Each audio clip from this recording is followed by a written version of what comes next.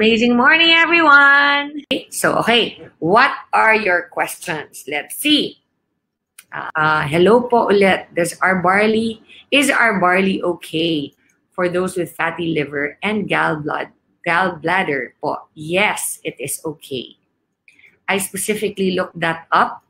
Hello po. Pwede po ba, ano yun? Sa bata at buntis ang ating acai berry? No, hindi. Hindi pwede sa bata ang ating acai berry because nga may goto cola. Ang goto cola po is very limited. It has a overdose. So, pwede siya for pregnant women as long as they don't exceed 3 sachets per day. Okay? Pwede po ba for diabetic and high blood? Yes, pwede. Because wala naman sugar ang ating acai berry products. Paano po pag mataas ang liver count, Ms. Maritoni? Take your barley. Okay? Your barley 3 times a day will help with your mataas na liver count.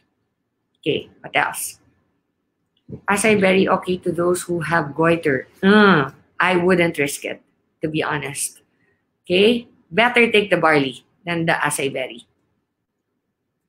Yung mother ko po, diabetes, pwede ba niya inumin sabay ng acai? Yes, pwede. Walang sugar ang ating mga products. Ang sugar content ng products natin is all natural sugars. Okay? So, it does not cause diabetes. How many doses of barley po in acai berry sachet? That is, for 1 sachet, I think it is about 1 gram lang. So, it's very little. That's why you have to take your barley along with it. Pwede po ba sabay sa isang araw ang barley? Of course, pwede. Yes, definitely. In fact, I would suggest you take barley in the morning, acai, and then barley and acai at night. That's what I suggest. Hello po, Ms. Ton. Okay po ba na ipainom sa baby? Of course, pwede. Yan ang purpose ng ating barley. Okay lang po gumamit ng dating TB gumamit ang dating TB ng barley? Yes, definitely. Pwede. Ano pa? Pwede po ba ang acai sa may ulcer or thyroid history? Hindi ako sure. Okay, that's the honest to goodness truth. Kung meron kang pre-existing condition, take barley na lang. What age po recommend ng acai berry? Of course, 18 and above. Okay, kung meron kang gustong bigyan ng acai berry below the age of 18, consult the parent. What illness po or disease ang bawal mag-take ng acai? Na-mention na kanina. I will look it up again and then I will post it for you. Okay? I will post it in the Maritoni Fernandez Barley site so that you can see it. Pwede po ba ang barley sa acidic, high blood, and arthritis? Yes, and yes. But Miss Tony, acai berry helps my very good friend with thyroid po. Hindi siya nakakaramdam ng pagod. Well, there must be something in our acai berry that helps that, but I would still suggest that you take the barley. Yes, barley is pwede for aneurysm. Okay. Hello po ulit. Ang barley natin sa patient. Yes, pwede. Diba? That's already, we already talked about this before. Creatine, actually, the high creatine will be equalized by our barley. The client po ko try 3 boxes 2 times a day. Kaso nag-stop po siya dahil lalo po tumaas platelet ng dugo niya. Bakit? Ituloy niya. Dapat ituloy-tuloy niya para mag-regularize. Yung platelet ng dugo niya, siguro nag-react lang siya because bagong start lang siya mag-take. After biopsy, of course, pwede. Yes, that's what I did also. Pag nag-take po ba ng maintenance, okay lang? Yes, pwede. Pwede mong isabay sa maintenance mo yan. Pwede po ba ang barley sa hemorrhoids? Yes, pwede po. Okay. Pwede po ba sa breastfeeding mom? Ang acai berry, only up to 3 sachets per day. Okay? Okay, what else? Normal lang po ba na di ka makatulog pag inom ng acai berry? Well, it boosts your energy. So, for me, I would not take your acai berry at night. I would take it with lunch and dinner kung medyo matagal ka pa bago matulog. Pero kung iinumin mo and then within 1 or 2 hours matutulog ka na, wag na lang. Mag-barley ka na lang para mahimbing pa yung tulog mo. Barley juice or capsules, barley, pareho lang po yan. Pero mas makakatipid ka dahil 3 grams natin in 1 sachet is equivalent to 6 capsules. Pwede po ba ang barley sa heart enlargement at barado pong ugat? Yes, pwede po. In fact, meron po tayong mga FDA studies from the US that it is really good for your heart. Okay? Ano pa po? Meron pa ba? Pwede po ba ang barley natin sa 8-month-old na may sakit sa puso? Yes, pwede po. I know doctors say no, but yes, pwede. I'm already saying that okay lang po ba sa hot water ang barley as long as it's not 100 degrees. Nakapapataba? No, hindi siya nakakapagpataba. Only unless there is already a pre-existing condition in your body that it needs to regulate. Basically, kung sobra kang payat, i-regulate niya, magiging ka ng weight. Pag overweight ka, maglulose ka. Kapag may acid reflux, ang acai berry, again, I would prefer that you take the barley. Okay? Or if you really want to take your acai berry, sabayin mo sa barley para to be sure na hindi ka magka-acid reflux. Okay? Ano yan? Message me po. Message you? Masaya ang powder. Ng alin? Pwede po ba ang acai berry sa hemorrhoids? No. Acai berry is for beauty and brains. Pwede po ba ang barley sa may battery sa puso? Yes, pwede. Okay. Ang barley kasi natin, you have to understand, is just like taking a mega dose of vegetables. Okay? But it contains all the micronutrients, the amino acids, everything that your body needs. Pwede po ba nagda-dialysis ang acai berry? I don't see why not. Since it's only for beauty and your brains. Okay. Bakit po wala sa nutritional facts yung 68 micronutrients? Good question, Mark. Okay. Once and for all, asan na ba yung box natin? I'm just going to get, can we have a box of the pure? It's outside, I think. Okay. Let me explain this. Kasi po, ang testing sa Philippines ng FDA is based on the 2,500 calorie intake per day. Okay?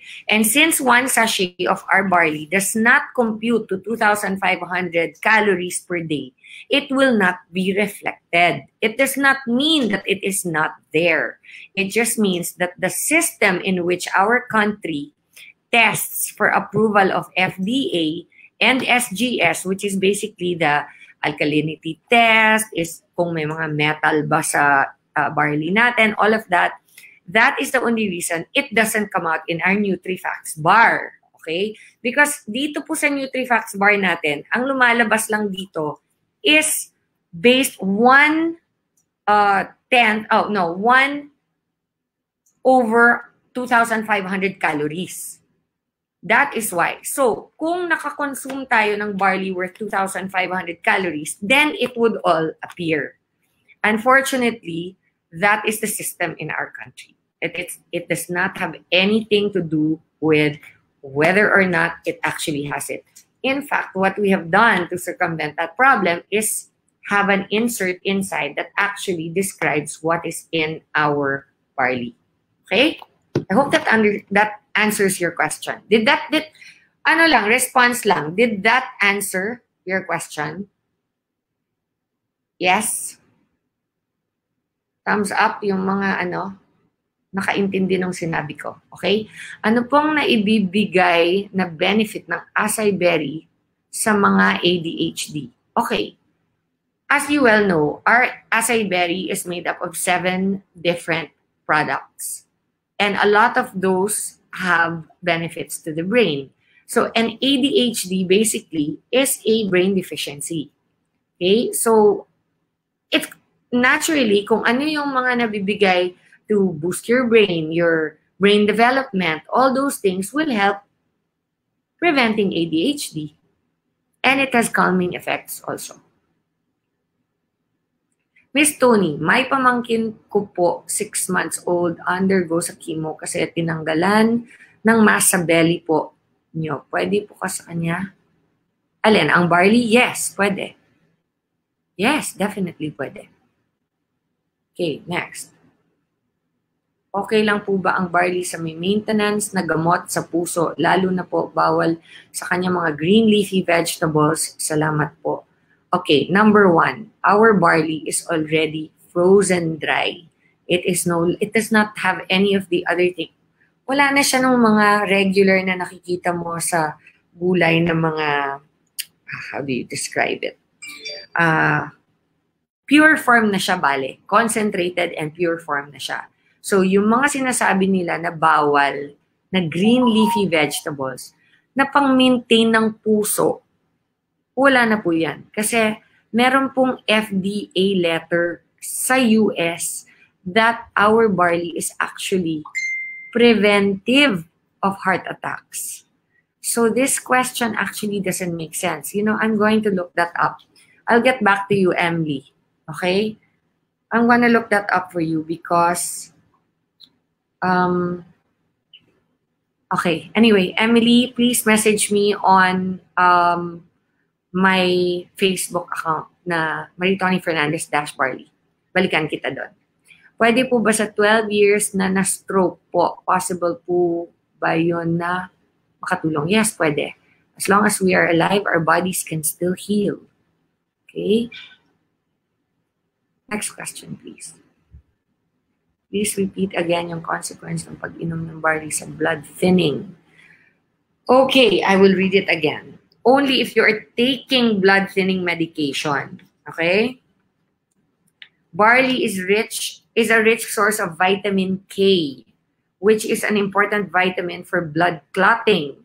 Therefore, it is important to discuss with your doctor if you are taking blood thinning medication. There. Bakit ka mag-take ng blood thinning medication? Only if they suspect you have a blood clot in your body. That's the only time. Or yung meron kang some kind of tumor blockage of some kind. That's it. Pero unless you're taking blood thinner, there's no reason for you not to take our barley. Okay? Watching from Japan. Hi, Ati Irene. How are you? Ba't ka nasa Japan? Pwede po ba sa daughter ko na 5 years old may ASD, yung acai berry? Yes, pwede. Of course. Pero I would only give one sachet per day kasi nga merong mga other ingredients doon. Is there any test po na testy po na gumagamit ng barley na may Bell's palsy syndrome? Yung po yung I know what Bell's palsy is. I think it cannot harm, it cannot do any damage, and it might actually help. Kasi ang Bell's palsy actually is just a muscle na nag-collapse sa face mo. So normally, that actually, Bell's palsy normally corrects itself. But in some cases, hindi na siya nag-normalize. Drink the barley. Miss Ton, pwede bang mag-normal na ang high blood pressure niya sa pag-inom ng barley? Itigil niya. Do not stop your maintenance. Isabay mo lang. And then, once makikita mo may process naman yan, gaganon siya. Mag-mimic halfway and then mas maano na yung barley. Mas madalas mo na inumin until your doctor will tell you kung saan niyang sasabihin na doesn't look like you need it anymore, your medication. So, just continue your barley. Okay? What else? Pure barley sa 16-year-old with multiple neck mass. Parang nahirapan mag-poops after mag-take ng pure barley. Baliktad po. Normally, mas nakaka-regular ang pagbanyo. So, ano pa po ba ang mga iniinom niya other than the barley? Look to other things because barley is very high in fiber. And one of the first effects that most, well, if not all people discover is it prevents constipation. Okay? Amazing evening, Mans Tony. I'm a Yep from Negros. Pwede ba ang acai berry sa senior citizen? Pwede po. Actually, it's good for them because it prevents Alzheimer's. Okay? Next. Wala na. Are we good? Pwede bang barley and acai berry sa meron melasma? I would stick to the barley. Take the acai berry once lang per day. There. And twice barley. Next. Pwede po ba ang barley pag may lung tumor ang isang tao? After my biopsy, pwede pa rin po ba uminom? Sabi nyo, bawal uminom ng mga supplements after biopsy. Ano po advice nyo sa mga lung tumor? Mag-under po ba siya ng biopsy or better to mag-barley po muna? Thank you. Okay. Number 1, Loyola. I am not a doctor. Number 2, I had cancer personally, but not lung tumor. Akin is breast cancer. So, I suggest uminom siya ng barley. Yes, it will not in any way go against the doctor's yung sinasabi niya na advice dahil natural ang barley natin. So, kung sinasabi niyang food supplements, baka ang ibig niyan sabihin, yung mga nakakapsule, yung mga vitamin C, mga ganyan. But this is totally natural and it's actually, our barley comes straight from the farm. It is dry processed, cold processed, no heat touches it. So it's as though, the minute that you put our barley into water, it's as though kumain ka na ulit ng damo na galing sa farm mismo. So there you go, concentrated version. Ano po ang meaning ng percent Rennie value based? That is what I mean. That is the 2,500 calorie basis ng male adult na nakalagay sa nutritional facts. Yun yung sinasabi ko.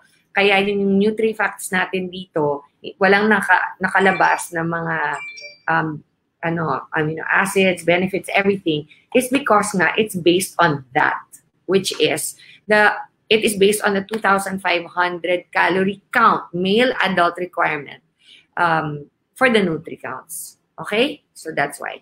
Meron po ba sakit na hindi pwedeng i-recommend so we can avoid it? Anything that has to do with taking blood thinners. That's it. Next. Anything else? Pwede ba inumin ng may thyroid and fatty liver ang acai berry? You know, like I said, thyroid and fatty liver, the barley can handle. The acai berry, I would stick to just 1 sachet per day, which is more than enough. Kasi I really don't know what the side effects of, hindi ko alam kung ano yung mga contraindications ng thyroid and fatty livers with the 7 different brain-boosting and skin-enhancing properties ng acai berry natin. Although I really don't see why they should have any kind of conflict at all because it does not affect, it doesn't have anything to do with your thyroid or fatty liver. But with regard to fatty liver and thyroid, barley is definitely the way to go. Okay.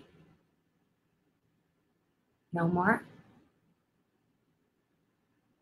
Pwede po ba ang acai sa may seizure disorder? Ooh. Google natin yan. And then balikan kita. Okay. Yes. Thank you so much, Mentor Miss Merton. Dami po learning. Thank you din sa inyong lahat. And I'm pregnant po. Ito, meron pang isa. I'm pregnant po. And may mga vitamins din po na sinabi, hala, hindi ko na makita. Ano yan? Wait. Ayun.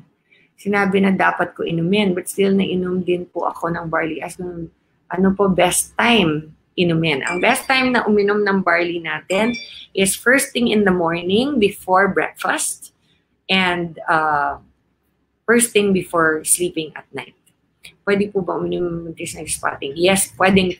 Actually, one of the highest rates of successful testimonies with regard to our barley is pagbubuntis. Okay, so good luck sa'yo, Tiga, Janice. Okay. Eto, Jeneline Fernandez Mirar. Good evening po. I was diagnosed with breast cancer, 3C, ER, PR positive, done. Chemo and radiation just this month. My right breast was diagnosed with invasive carcinoma grade 2. I want to try barley. How often can I drink barley powder in a day? I also have hypertension. Hi, Janeline. I had pretty much the same thing that you have. Mine was stage 2B, ER/PR positive also. And it was also on my right breast. Mine was ductal carcinoma. So, of course, please try the barley. It will help you a lot, especially if you're going to be going through chemo. How many? I would start with 2 to 3 sachets per day and increase to as many as you can possibly take per day. Slow increase, okay? Yeah, hypertension is not a problem. You can take the barley along with it. Okay? I think that's it, guys. Meron pa ba? I'll take 2 more questions and then I'm going to say goodnight. My friend has diabetes but the doctor told him na wag inumin kasi may sugar ang barley. Wala pong sugar ang barley. Meron natural sugar. It's like pag kumain ka ng apple, di ba? Matamis ang apple. Meron bang sugar ang apple? Ganun lang po yun. Okay? So, that's not. Our barley contains 0 sugar. Okay? Miss Maritoni, ang nakalagay po sa box ng Asay, it's not recommended. Yes, all our products have to have that because it is a requirement of FDA. And if I don't put that, we could get into trouble. It's as simple as that. Okay? That's it. Is that it, guys? Thank you and God bless you all. And for any more questions, please just log on to FB and put your questions under Maritoni Fernandez -Barley. Okay? And I'll get to them slowly but surely. God bless you all. And first time ko to, pero I hope marami kayong natutunan. I hope nakatulong to. And if you enjoyed it and if you think you learned something, if you have invites, maybe we can do this again in a month. Okay? God bless you all.